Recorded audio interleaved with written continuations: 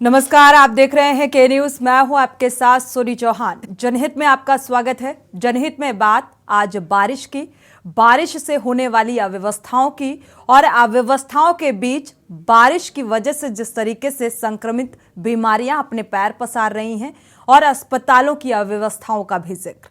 बरसात के मौसम में जब संक्रमण के चलते बीमारियों का खतरा बढ़ गया है, तब यूपी के अस्पतालों में लापरवाही के मामले सामने आने लगे हैं।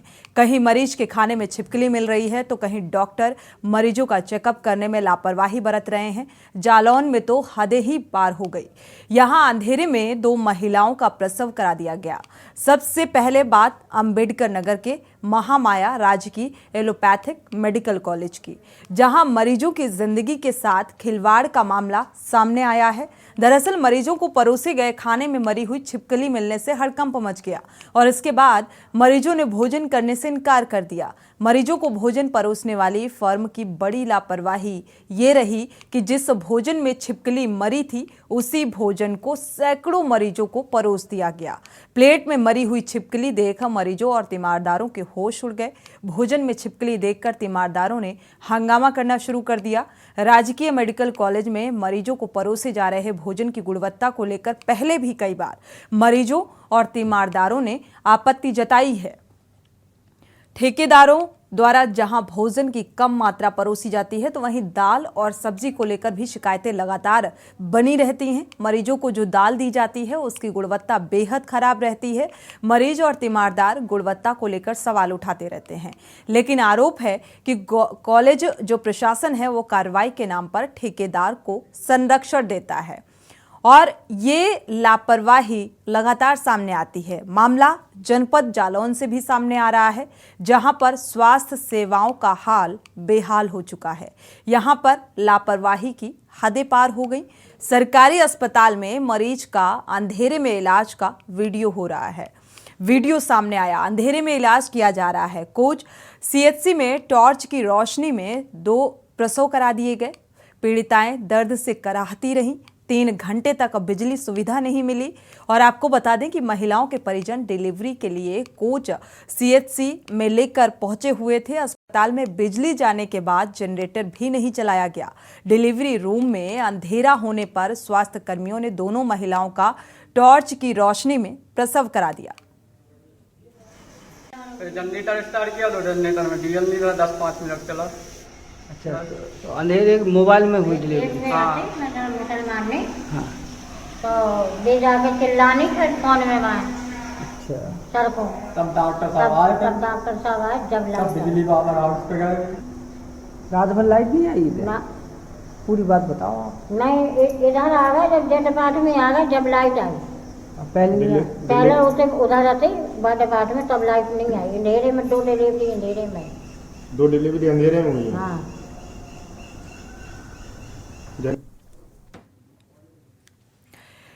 एक और जहां शासन और प्रशासन की कोशिशों से मरीजों को सरकारी अस्पतालों में तमाम तरह की सुविधाएं मुहैया कराई जा रही हैं, तो वहीं सरकार की इन कोशिशों को सरकारी अस्पताल का स्टाफ ही पलीता लगा रहा है।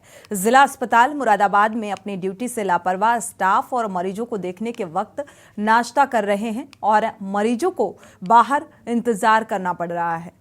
कहा जा रहा है कि जिला अस्पताल मुरादाबाद अस्पताल के केबिन नंबर 2 के बाहर मरीज डॉक्टर को दिखाने के लिए बैठे दिखे और इस मामले में जब सीएमएस से जानकारी ली गई तो उन्होंने स्टाफ के इस तरह के व्यवहार को गलत बताया और इस पूरे मामले की जांच की बात कह दी।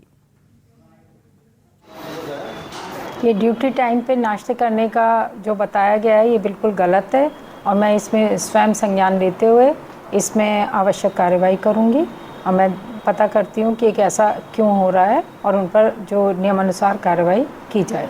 जो एलिगेशन है वो गलत है या जो सिस्टम से ब्रेकफास्ट किया जा रहा है वो गलत है? ये जो सिस्टम, ये इस समय पे ड्यूटी टाइम पे जो ब्रेकफास्ट किया जा रहा है कमरा बंद करके, ये गलत है।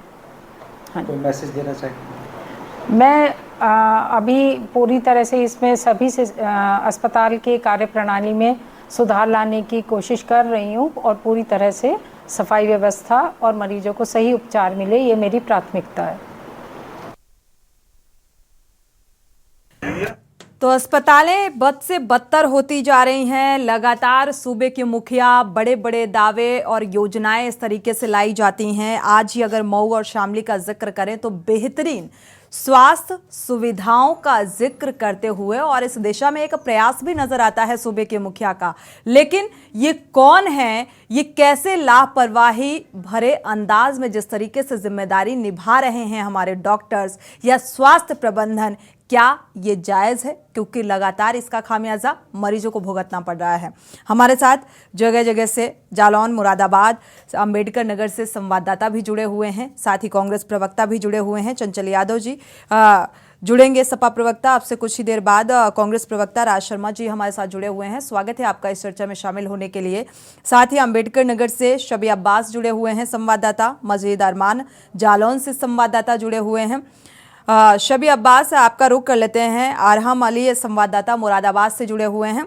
शबी अब्बास, अगर देखा जाए स्वास्थ्य व्यवस्थाओं के हालात बद से बदतर होते जा रहे हैं और लगातार प्रयास सूबे के मुखिया का ये नजर आता है कि जो स्वास्थ्य व्यवस्थाएं हैं उन्हें और बेहतर किया जाए। तो ये बेहतर की तरफ एक प्रयास नजर आ रहा है या और जर्जर व्यवस्थाएं होती जा रही हैं? जी बिल्कुल, जिस तरीके से उत्तर प्रदेश सरकार जो है लाख दावे कर रही है कि हम जो है स्वास्थ्य सुविधा और स्वास्थ्य व्यवस्थाएं को जो है पूरी तरीके से चुस्त और दुरुस्त कर रहे हैं, लेकिन कहीं न कहीं अगर देखा जाए तो जिस तरीके से वो चुस्त और दुरुस्त व्यवस्था को जो है यहाँ के जिले के जो डॉक्टर हैं वो जो है कहीं न कहीं फलीता लगाते हुए नजर आ रहे हैं, क्योंकि जिस तरीके से जो है ये मामला आया है, जो क्या बोलते हैं मरी हुई छिपकली भोजन में मिलती है, उसके बाद फिर वहाँ परिजन और उसके जिम्मेदार हंगामा करते हैं। उसके बाद फिर जो है मेडिकल कॉलेज प्रशासन थोड़ा सा जागता है, ये भी नहीं कि पूरी तरीके से उस पर कार्रवाई की जाए, नहीं, थोड़ा सा जागने के बाद आज जो है मेडिकल प्रशासन ने जो खाना परोस रहा था मरीजों को, आज उसको जो है वहां से हटा दिया। कहीं न कहीं हटाने का मकसद उनका ये है कि इसके बाद फिर जो है ये मामला अपने आप दब जाएगा। लेकिन मामला इसी तरीके से अगर दबता रहेगा तो जो आम जनता है, जो गरीब आदमी है, चाहे वो जिला अस्पताल जाते हो या मेडिकल कॉलेज जाते हो, अगर उनके पास इतना ही पैसा हो तो वो प्राइवेट हॉस्पिटल की तरफ जा सकते हैं, लेकिन नहीं, सरकार लाख दावे कर रही है। और उसके बाद ये जो डॉक्टर हैं या मेडिकल के जो स्टाफ हैं, बिल्कुल लापरवाही भरा जवाब भी निकलकर सामने आता है। ऐसे में देखा जाए अगर सीएमएस की बात की जाए तो जो जिम्मेदार पद पर हैं, सीएमएस की एक इतनी बड़ी जिम्मेदारी होती है, जब उनसे सवाल किया जाता है तो उनका एक जांच का हवाला दे दिया जाता है उनकी तरफ से कि इस मामले की, इस प्रकरण की जांच कराई जाएगी, जो बेहद शर्मनाक ये तस्वीरें हैं और ये व्यवस्थाओं पर भी सवाल खड़े कर देते हैं। पूरे तंत्र को एक क्वेश्चन मार्क लगा देती हैं कि आखिर ये योजनाएं और व्यवस्थाएं ये किस लिहाज से की गई हैं, जो नाकाफी साबित होती नजर आ रही हैं। सपा प्रवक्ता भी हमारे साथ जुड़ चुके हैं। चंचल यादव जी, स्वागत है आपका इस चर्चा में शामिल होने के लिए। मजीद अरमान का रुख कर लेते हैं जालौन का। मजीद अरमान, यहाँ की स्वास्थ्य व्यवस्थाएं क्या कुछ कह रही हैं? जी बिल्कुल, बता दें कि पिछले कुछ दिनों से जिले में स्वास्थ्य व्यवस्थाओं की जो हालत दयनीय देखने को मिल रही, तो कहीं ना कहीं उससे बाहरी नुकसान लोगों को जरूर होता हुआ नजर आ रहा है। तो यही वजह है कि पिछले पहले अभी जिला अस्पताल में एक महिला की मौत हो जाती है और उसके इलाज के दौरान जब मौत होती है तो परिजन नामा काट देते हैं। वहीं अगर कालपी की बात करें तो कालपी के स्वास्थ्य विभाग में जिस तरीके से शराब पी के डॉक्टर सबसे आरामदाह बनाए हुए हैं अपने चैम्बर को, तो कहीं ना कहीं उस पर बड़ी कार्रवाई जो होती हुई डिप्टी सीएम पर तो उस पर कार्रवाई करना पड़ रही है। इस तरीके की नौबत सामने आ रही है। तो हद तो जब खत्म हो गई कि जब टॉर्च की लाइट से प्रसव होते हुए देखे जा रहा है, उसकी वीडियो वायरल हो रहा है, तो यहाँ पे एक हद खत्म कर देने वाली बहुत बड़ी बात सामने जालौन के कोच तहसील से आई है, क्योंकि मरीजों का कहना ये है, बीमादारों का कहना ये है कि पिछले 3 घंटे से लगातार टॉर्च की रोशनी में हमारी महिलाओं पर जो प्रसव हो रहा है, कहीं ना कहीं भारी नुकसान और इस तरीके की तस्वीर जो आ रही है वो उनको जो देखने को मिल रही है, किस तरीके से पीड़ा झेलना पड़ रही है महिलाओं को। ये जो तस्वीरें जो सामने आती है तो विचलित कर देती है। ये स्वास्थ्य विभाग की जो व्यवस्थाएं जो नजर आ रही है, जो वो लाचार व्यवस्थाएं जो लोगों को देखने को मिल रही है, ये निशान जरूर पैदा कर रही है, क्योंकि इस तरीके के स्वास्थ्य विभाग ने जो लापरवाही अपने यहाँ जिले भर में कर रखी है, लोगों को इसमें भारी नुकसान हो रहा है। हालांकि अभी 2 महिलाओं का जो प्रसव हुआ है उसमें काफी भारी हंगामा खड़ा किया गया है, और इसके लिए अधिकारियों से बात की जाती है तो कहते हैं कि व्यवस्थाएं चौकस है, व्यवस्थाओं को देखा जा रहा है, तो कहीं ना कहीं कुछ छूट हो रही है तो उसको भी देखा जाएगा। लेकिन जो सबसे बड़ी चीज ये है कि एक इतना बड़ा अस्पताल बनाया हुआ है, वहां पे न इन्वर्टर है, न जनरेटर है, और न ही लाइट की कोई सही व्यवस्था है। माना कि लाइट इस समय सही नहीं आ रही है, लेकिन क्या जनरेटर की व्यवस्था नहीं थी यहाँ पर? बिल्कुल, देखिए जनरेटर और इन्वर्टर की व्यवस्था है, लेकिन उन व्यवस्थाओं का सुचारू रूप से कार्य नहीं किया जा रहा है, क्योंकि लापरवाही कहने कहीं स्वास्थ्य विभाग की जरूर है, क्योंकि सारी चीजों का मेंटेन करना एक स्वास्थ्य विभाग की जिम्मेदारी है, क्योंकि यहाँ पर मरीजों का तांता लगा रहता है, और इन्वर्टर होने के बावजूद भी आज की रोशनी से जो प्रसव हुए हैं, ये बहुत बड़ा सवाल जो मतलब इंसान की जिंदगी से बढ़कर है इन व्यवस्थाओं को संजो कर रखना, ये कहा जा सकता है। जनरेटर और इन्वर्टर होने के बावजूद भी अगर उसे सुचारू नहीं किया गया, लाइट चली गई तो इसे चलाना चाहिए था, और मुझे लगता है टॉर्च की रोशनी में ऑपरेशन नहीं करना चाहिए था। इस तरीके की अव्यवस्थाएं जो सामने आ रही हैं, ये कैसा सिस्टम है, कैसी व्यवस्थाएं हैं जिनको लेकर सवाल खड़े हो रहे हैं। हमारे साथ अहरम अली भी संवाददाता मुरादाबाद से जुड़े हुए हैं, रुक कर लेते हैं मुरादाबाद का। अहरम अली, अगर मुरादाबाद का जिक्र करें तो यहाँ पर स्वास्थ्य व्यवस्थाओं का क्या कुछ हाल नजर आ रहा है? जी देखिए, जैसा कि आपको मैं बता दूं कि जैसे डिप्टी सीएम ब्रजेश पाठक लगातार उत्तर प्रदेश को लेकर और खास तौर से मुरादाबाद को भी लेकर उन्होंने कई बार आदेश दिए हैं कि स्वास्थ्य विभाग में जो कमियां हैं उन्हें दूर करी जाएं, और जो तीमारदार हैं उनकी बैठने की व्यवस्था की जाए। ऐसे में देखने को मिल रहा है, अभी हाल ही में एक मामला सामने ताज़ा मुरादाबाद का आया है कि मरीज बाहर हैं और जो डॉक्टर हैं वो अंदर नाश्ता कर रहे हैं ड्यूटी के समय। इस पूरे प्रकरण को लेकर सीएमएस से भी बात की, उन्होंने कार्रवाई की बात कही है, और पूरे मामले की जांच कराकर कार्रवाई की बात कही जा रही है। अब देखना ये होगा कब कार्रवाई होगी, क्योंकि इस तरह की जो घटनाएं हैं वो सामने आती रहती हैं। लाख आदेश चाहे सीएम दें या डिप्टी सीएम दें, पर जो स्वास्थ्य विभाग की सेवाएं हैं वो बिल्कुल ठप दिखती नजर आती हैं।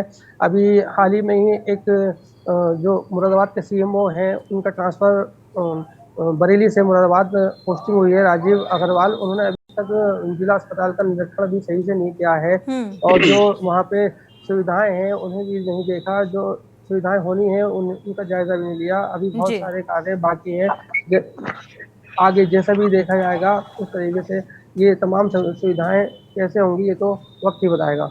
बिल्कुल, शुक्रिया अहरम अली, ये जानकारी साझा करने के लिए आपका बहुत बहुत शुक्रिया।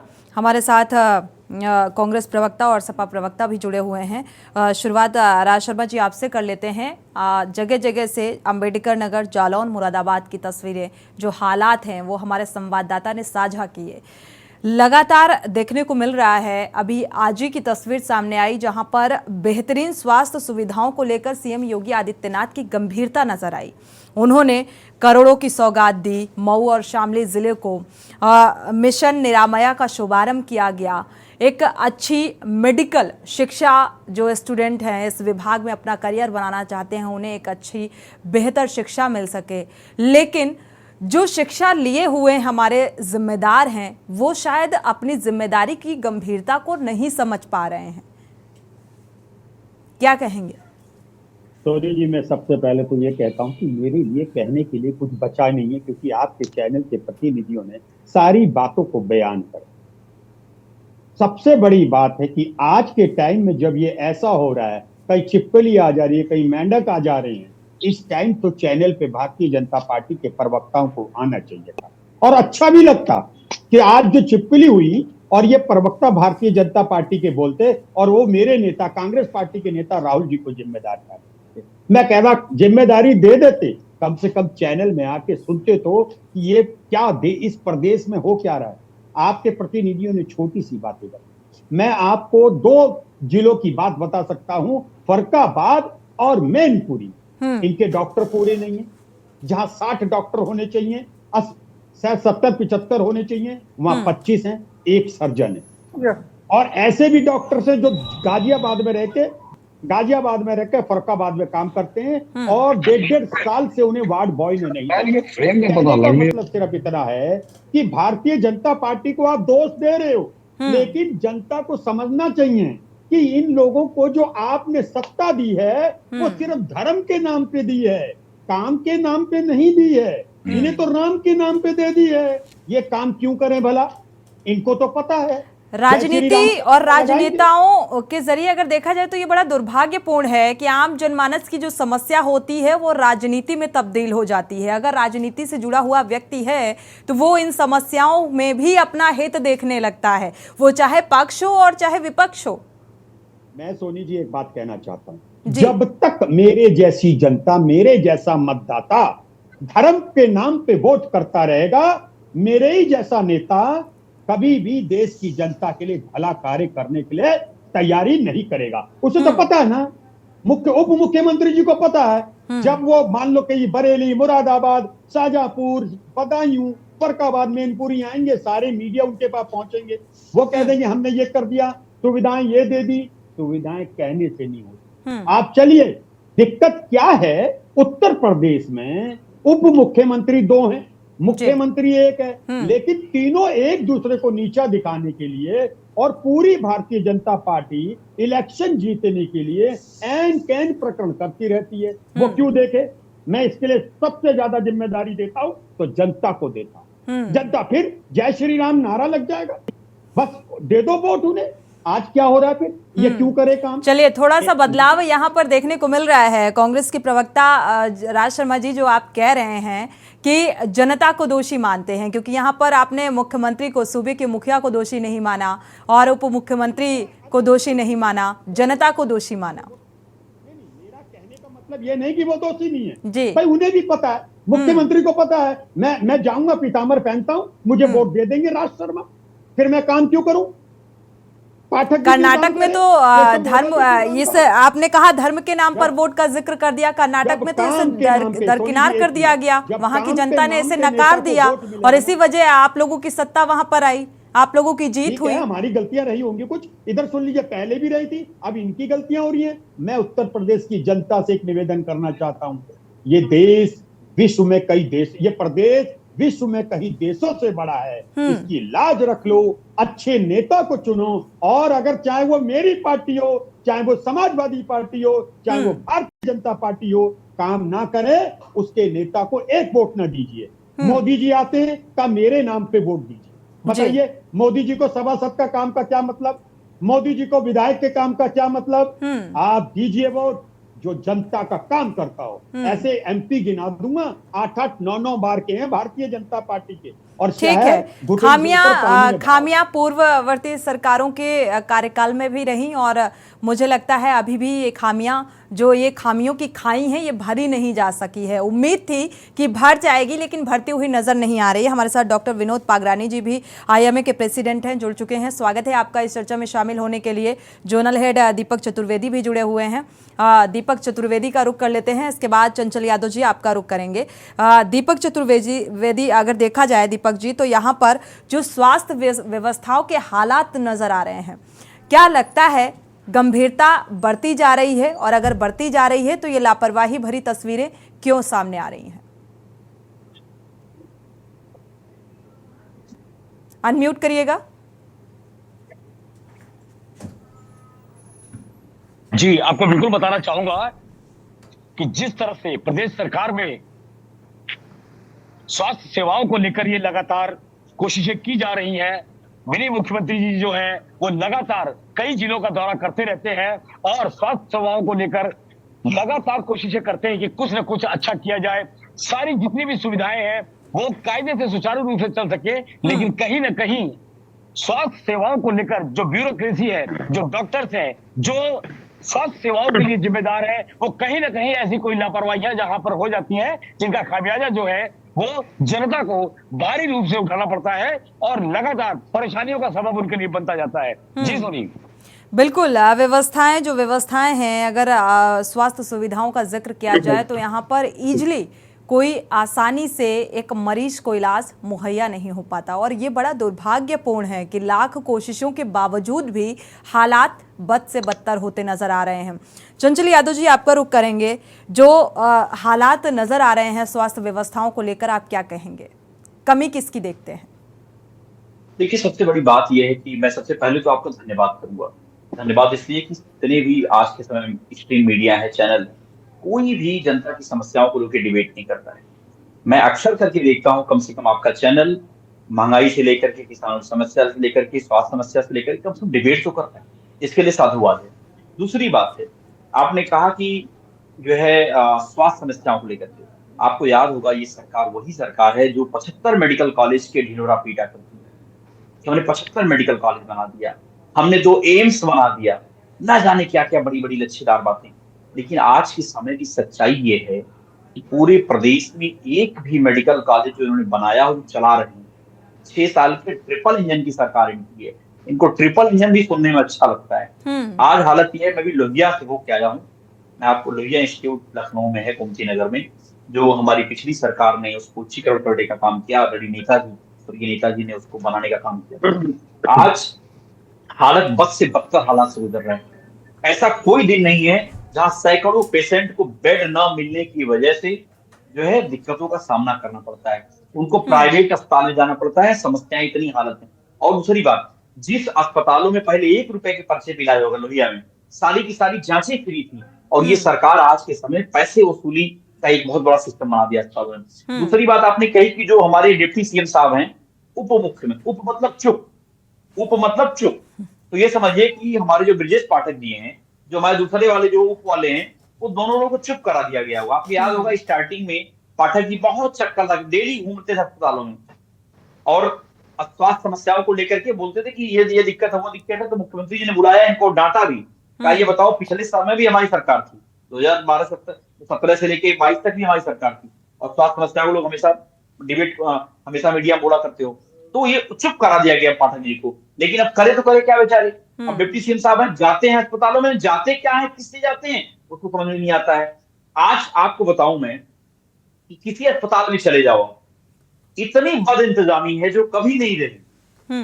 दवाओं की इतनी कालाबाजारी है, इतना समझिए कि आपको लाइन लगाने के लिए इतना मजबूर होना पड़ रहा है। पीजीआई चले जाओ, क्योंकि इन्होंने क्या किया कि कोई एक अस्पताल बनाया नहीं, एक भी इन्होंने इंफ्रास्ट्रक्चर डेवलप करने का काम नहीं किया।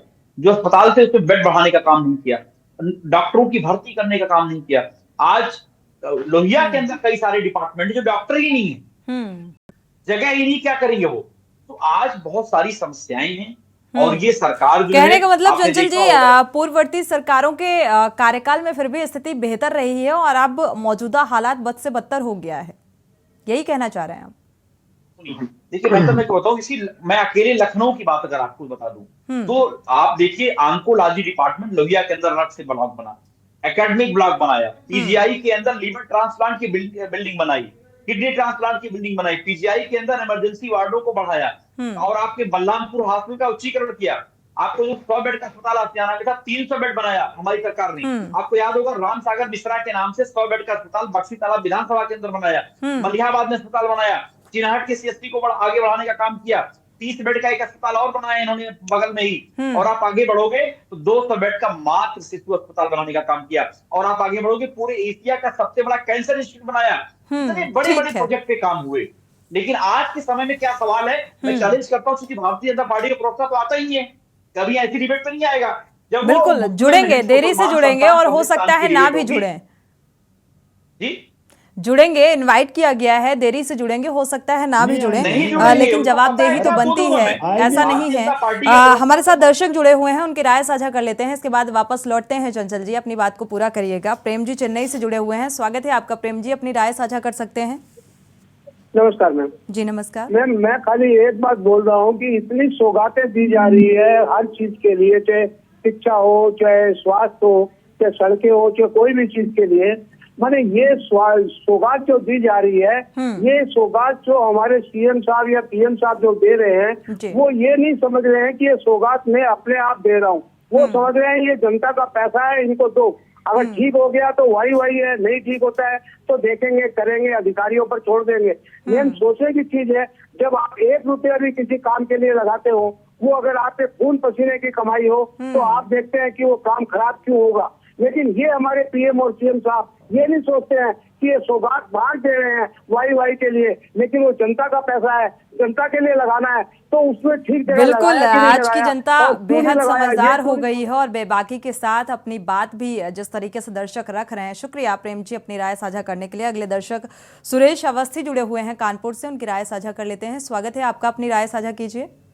हाँ सोनी जी, मैं ये कहना चाहता हूँ, जो आप स्वास्थ्य के बारे में ही चैनल पे दिखा रही हैं जी, उसमें जो हमारे यहाँ कानपुर नगर के अंदर एक उज्ज्वला अस्पताल है, एक हैलट है, इसमें जो कि माननीय डिप्टी सीएम ब्रजेश पाठक जी ने कई मरतबे भी सर्विस दिया है, मतलब वहाँ पे जाकर निरीक्षण किया है। वहाँ पे बहुतियाँ कमी पाई गई हैं, जो बाहर से दवाएं लिख देते हैं, गरीब आसार लोगों को दवा नहीं मिलती है, इसमें जमाखोरी होती है। ऐसे में सरकार भी सख्त है और मंत्री भी सख्त हैं, फिर भी लापरवाह लोग नहीं बाज आते। ऐसे में तो इनको तुरंत सस्पेंड कर देना चाहिए और सीएमओ को तलब करना चाहिए। बिल्कुल, शुक्रिया राय साझा करने के लिए।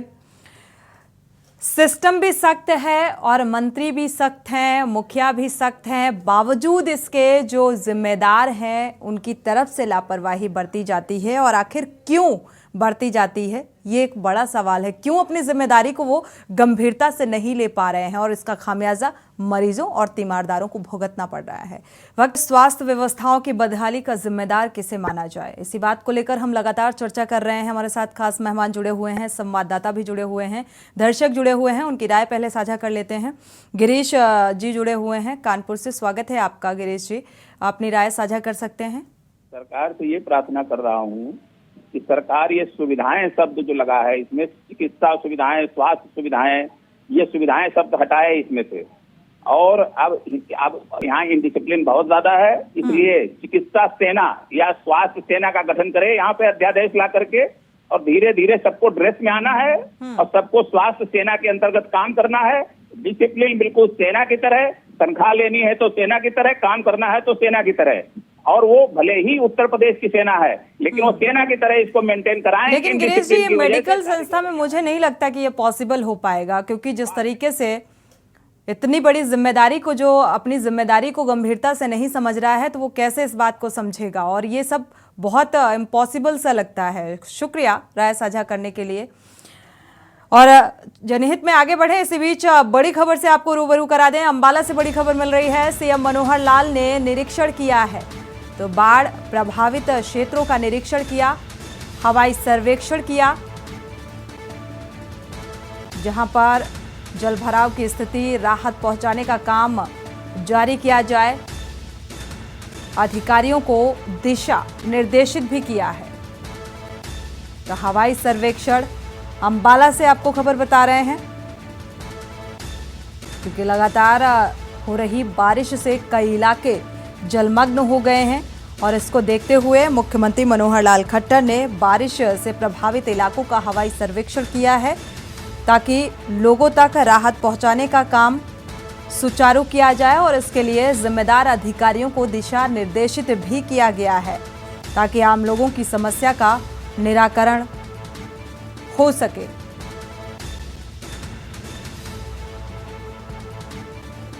आम जनमानस की समस्याओं का निराकरण करने के लिए अधिकारियों को दिशा निर्देशित किया गया। ये जिम्मेदारी दी है, राहत पहुंचाई जाए।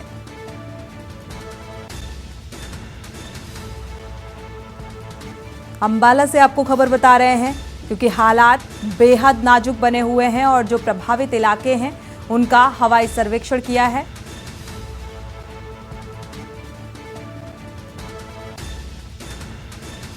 अधिकारियों को दिशा निर्देशित भी किया गया, तो हर संभव मदद आमजन तक पहुंचाई जाए। सीएम मनोहर लाल ने निरीक्षण के दौरान अधिकारियों को दिशा निर्देशित किया है। तो ये तस्वीरें आप देख पा रहे हैं हवाई सर्वेक्षण करते हुए, ये तस्वीरें, क्योंकि हालात पूरे जो गांव हैं, जो घर हैं, वो पानी में डूबे हुए नजर आ रहे हैं और पूरा जलमग्न जो इलाके ज़्यादा प्रभावित हुए हैं आप देख पा रहे हैं तस्वीरों में, उसका हवाई सर्वेक्षण मुख्यमंत्री मनोहर लाल खट्टर ने किया और हर संभव मदद पहुंचाए जाने के लिए दिशा निर्देशित किया है जिम्मेदार अधिकारियों को। तो मौका मुआयना और जो ज्यादा प्रभावित इलाके हैं उन्हें राहत पहुंचाए जाने का जिक्र और अधिकारियों को आदेश दिए गए।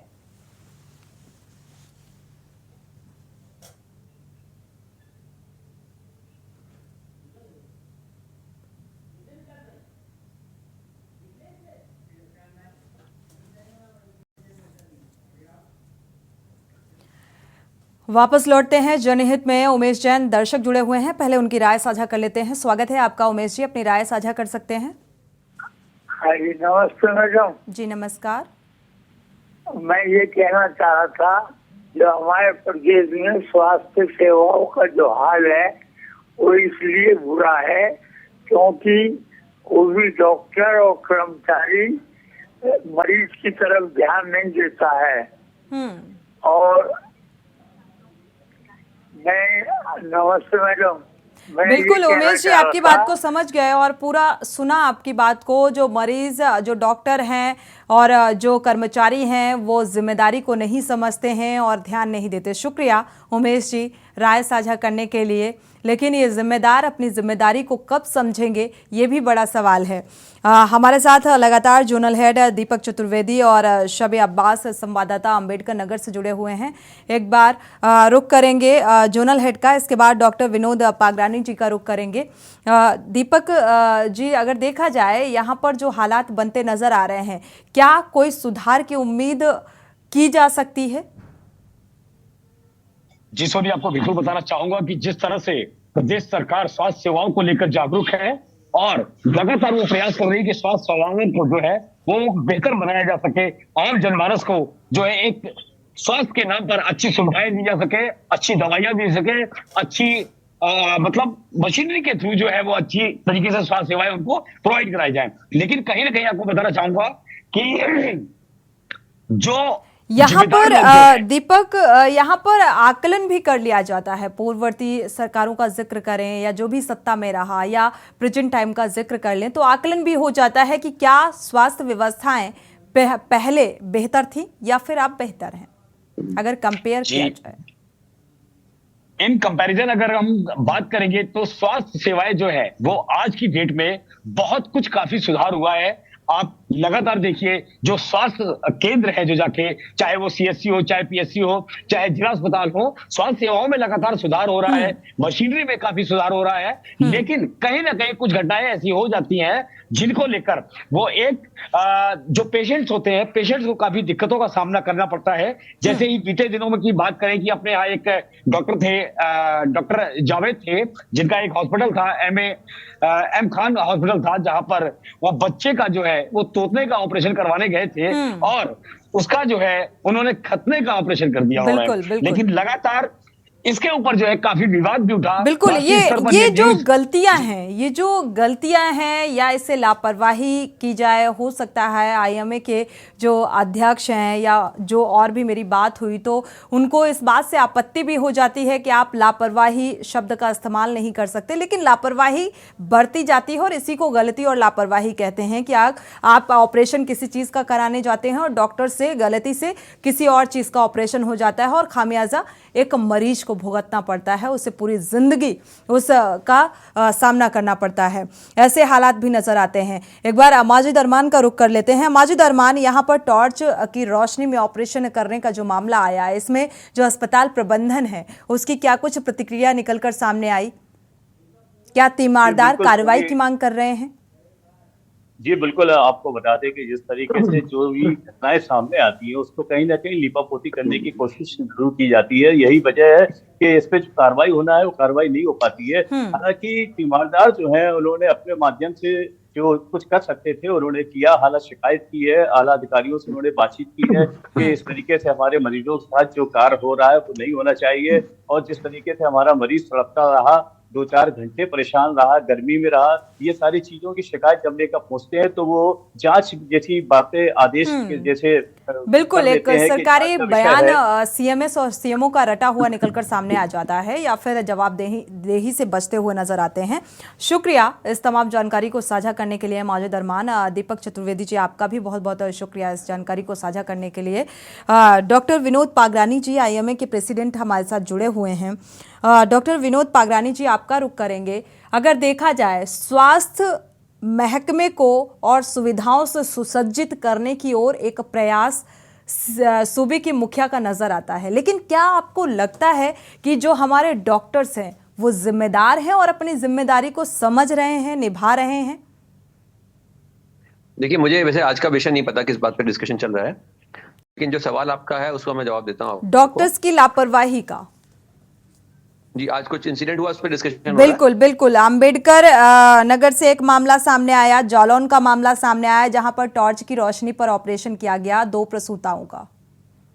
जी जी, देखिए ऐसा है कि मैं समझता हूं अगर हम ओवरऑल कंपेयर करें पिछले कुछ सालों में कि क्या इम्प्रूवमेंट हुआ स्वास्थ्य में, तो निश्चित ही हेल्थ केयर इंफ्रास्ट्रक्चर में और सपोर्ट सिस्टम में बहुत ड्रास्टिक चेंजेस आए, बहुत इम्प्रूवमेंट हुआ है। पहले के मुकाबले बेटर ट्रीटमेंट मिल रहा है।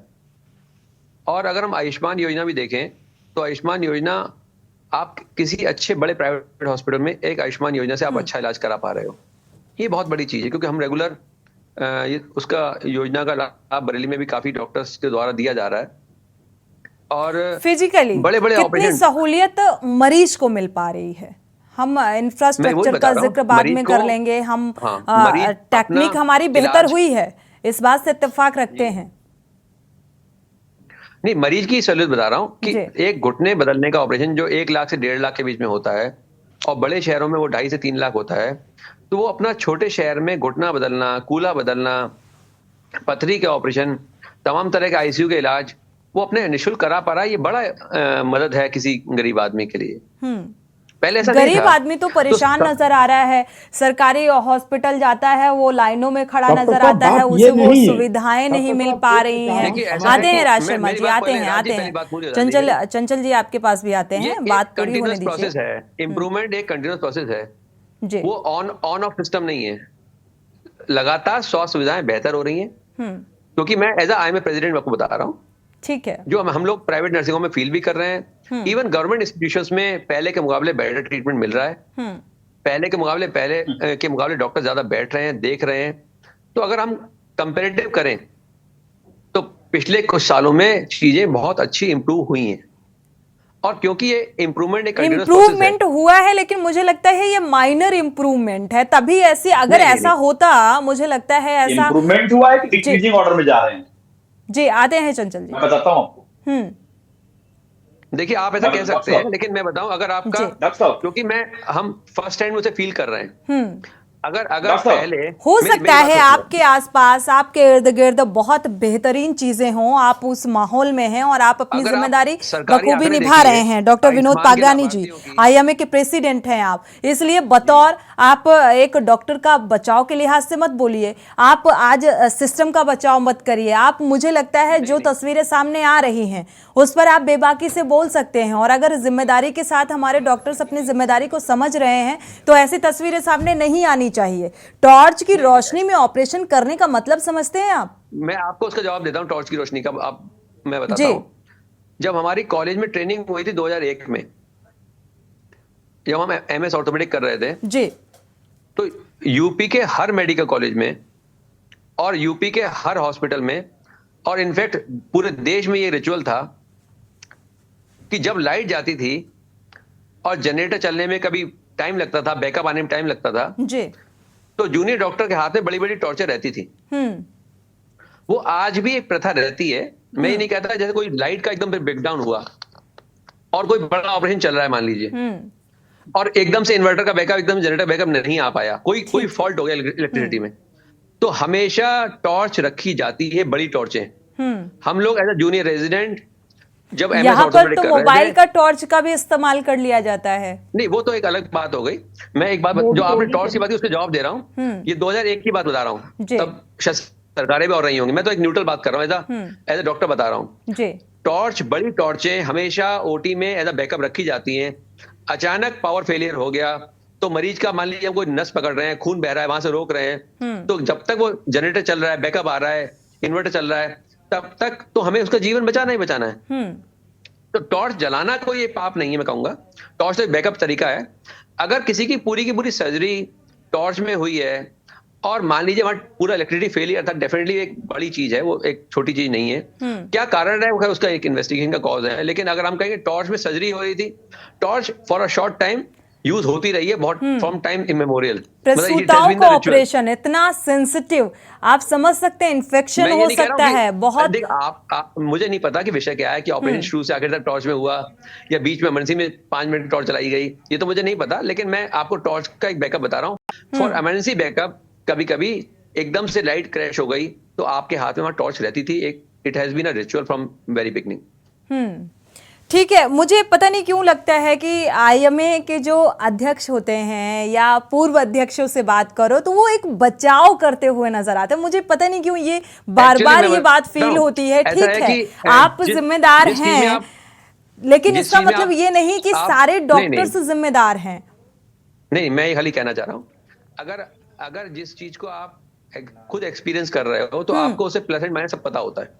क्योंकि हम डॉक्टर्स की अच्छाइयां भी दिखाते हैं और हम बुराइयां भी दिखाते हैं। अगर हमारी आम जनता परेशान है, इस तरीके की लाइनों में लगी है, अस्पताल जो है सामुदायिक स्वास्थ्य केंद्र का जिक्र करें, सरकारी अस्पतालों में इस तरीके से मरीज और तीमारदार दोनों ही परेशान होते हैं। एक डॉक्टर्स और मरीज का जो रिलेशन है, मुझे लगता है वो एक विश्वास का रिलेशन होता है, और तो वो एक बेहतर होना चाहिए। और स्वास्थ्य व्यवस्थाएं मुहैया कराई जा रही हैं, फिर भी वो मरीजों तक पहुंच नहीं पा रही हैं। ठीक है विनोद जी, आपकी बात पूरी हो गई तो मैं आगे बढ़ूं। जी धन्यवाद जी। चंचल जी, शो अस आप कुछ दिखाना चाह रहे थे, दिखा रहे थे स्क्रीन में, क्या दिखा रहे थे?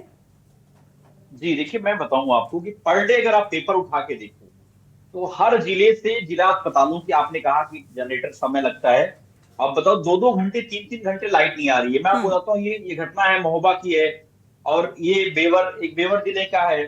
सीएससी में खुद जो है मरीज जो खुद पट्टी बांध रहा है। आते हैं राज शर्मा जी आपके पास। ये अस्पतालों की हालत है। इसके अलावा आपको मैं दिखाता हूँ मैनपुरी जिले की, बिजली नहीं, 2 घंटे से लगातार बिजली नहीं आ रही थी, और ये आए थे अस्पतालों की हालत है। दूसरी बात, आपने डॉक्टर साहब ने कहा कि आजकल जिले में सारे इलाज हो जाते हैं। मैं बताऊं, आजमगढ़ में मेडिकल कॉलेज बना है और इतना बेहतरीन मेडिकल कॉलेज सपा सरकार ने बना, और आज हालत यह है कि अधिकतर डिपार्टमेंट्स के डॉक्टर ही हैं।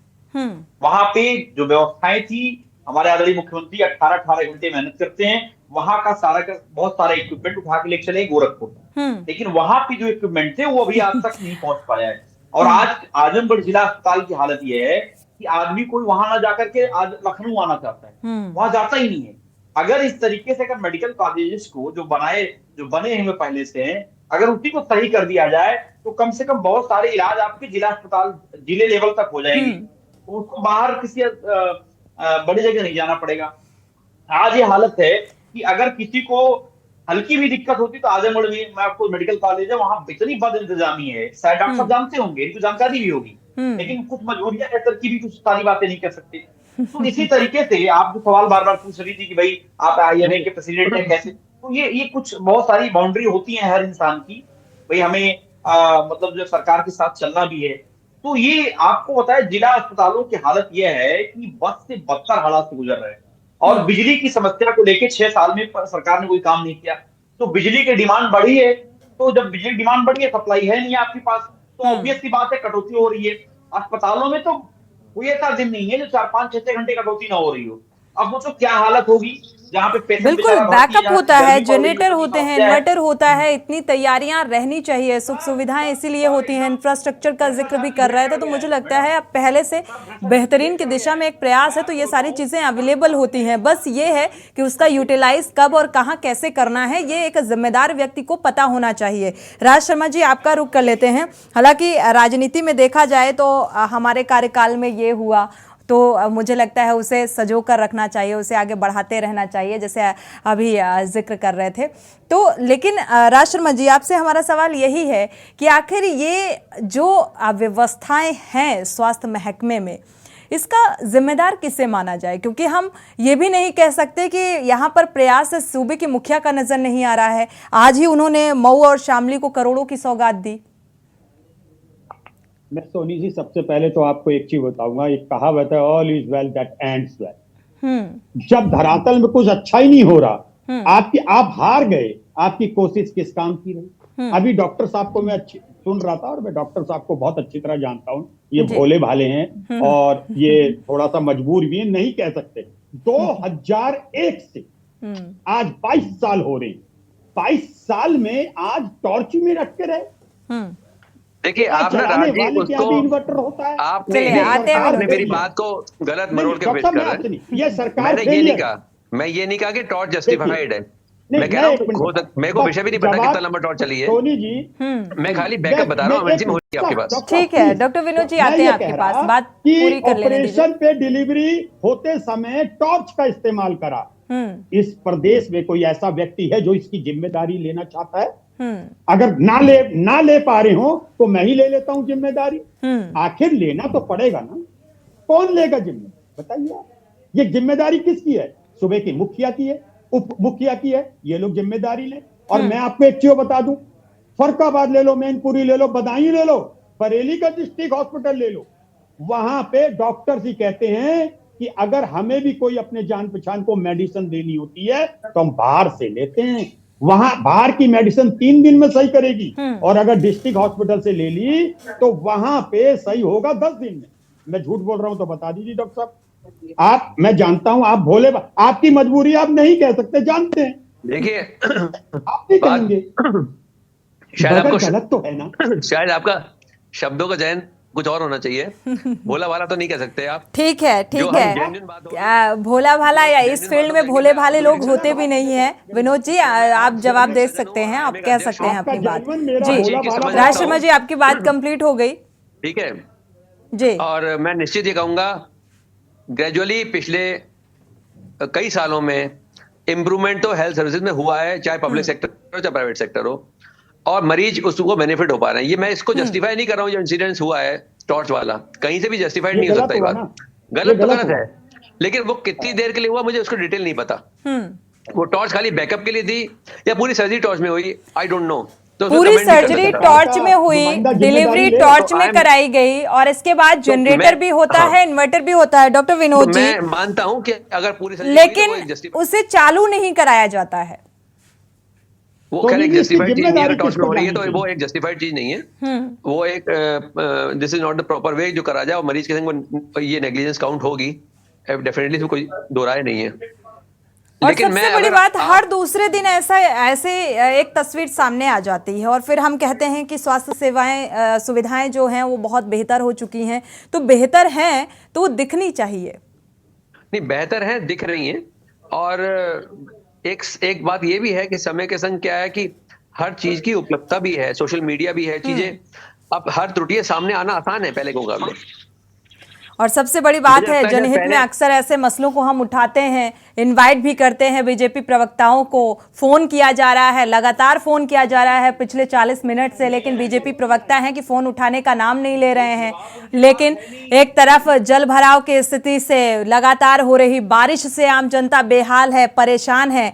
अगर अस्पतालों की बात करें तो जो खाना मरीजों को दिया जाता है, जो कैंटीन होती है वहां पर, वो खाने की गुणवत्ता में भी सवाल उठाए जाते हैं और कई बार कंप्लेन भी की जाती है, तब भी स्थितियां जस की तस नजर आती हैं। डॉक्टर विनोद जी क्या कहेंगे? क्योंकि सवाल अनेक हैं। वो बात अलग है कि आपका एक दायरा है, आप बंधे हुए हैं उस दायरे में और आप खुलकर नहीं कह सकते कि हाँ ये है, ऐसा है, ये गलत है। इकट्ठा करने जाते हैं, बस और क्या, कुछ नहीं हो रहा है।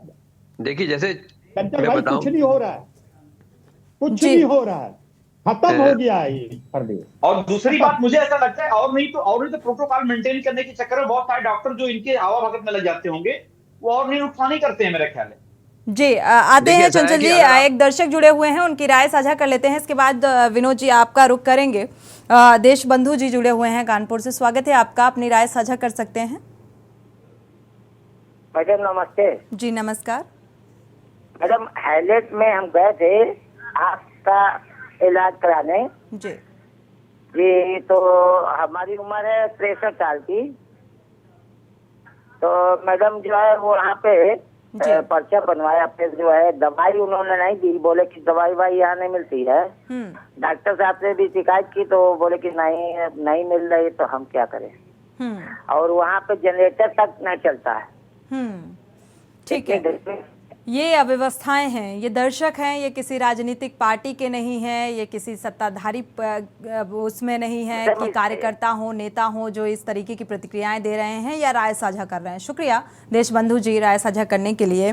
डॉक्टर विनोद पागरानी जी, इसका जवाब हम आपसे ही ले लेते हैं स्वास्थ्य सुविधाओं को लेकर। ये दर्शक हैं जो जुड़े हुए थे, सरकारी हॉस्पिटल का जिक्र कर रहे थे, कानपुर से जुड़े थे और कानपुर के हैलट अस्पताल का जिक्र कर रहे थे। इन्होंने कहा कि वहां पर दवा की एक पर्ची लिख कर थमा दी जाती है कि आप जाइए, यहाँ पर ये दवाइयाँ नहीं हैं। कई बार ऐसी भी अव्यवस्थाएं होती हैं कि कई घंटों तक मरीज को इंतजार करना पड़ता है गर्मी में।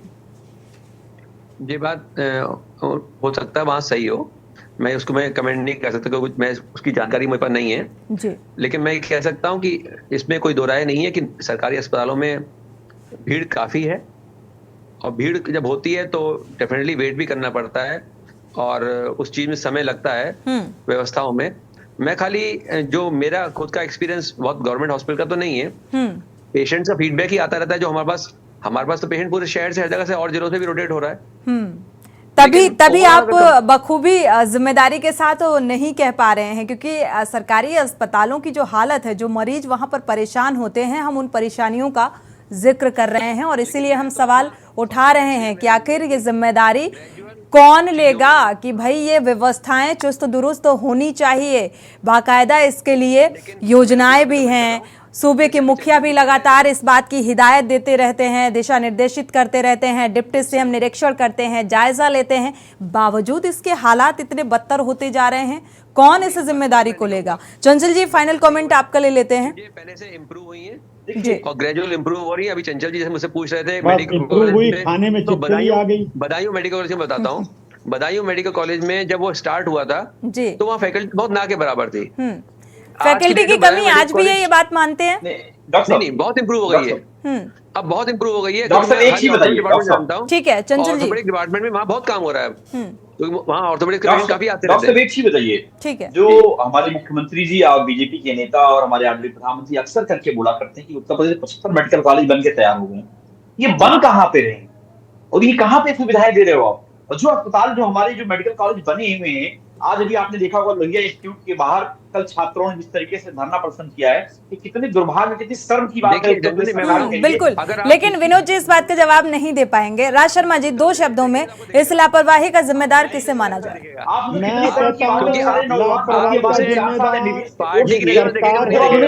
मुख्यमंत्री हैं, उप मुख्यमंत्री हैं, इन तीनों में आए पड़ेगा तो देखेगा। ठीक है ना, एक मिनट मुझे कहने दीजिए, मुझे 10 सेकंड समय कम है बस। नैतिकता के आधार पे जो शिष्टाचार चला आया उसमें मैं मानता हूं कम से कम उप मुख्यमंत्री ब्रजेश पाठक जी को इस्तीफा दे देना चाहिए, उन्हें जिम्मेदारी लेनी चाहिए। लेकिन इस्तीफा दे देने से भी व्यवस्थाएं ठीक नहीं होने वाली। शुक्रिया आप सभी मेहमानों का इस चर्चा में शामिल होने के लिए। समय कम है, चर्चा को आगे नहीं बढ़ा सकते। आप सभी मेहमानों का बहुत बहुत शुक्रिया। लेकिन लगातार बड़े बड़े दावे, निरीक्षण होते हैं, जायजा लिया जाता है, डिप्टी सीएम और हमारे सूबे के मुखिया लगातार हिदायत देते हैं, बावजूद इसके ये जिम्मेदार जो है अपनी जिम्मेदारी को समझने को तैयार नहीं है और इसका खामियाजा मरीजों को भुगतना पड़ रहा है और साथ में तीमारदारों को भी। इसी के साथ जनहित में फिलहाल बस इतना ही। आगे खबरों के लिए आप देखते रहिए के न्यूज़ इंडिया।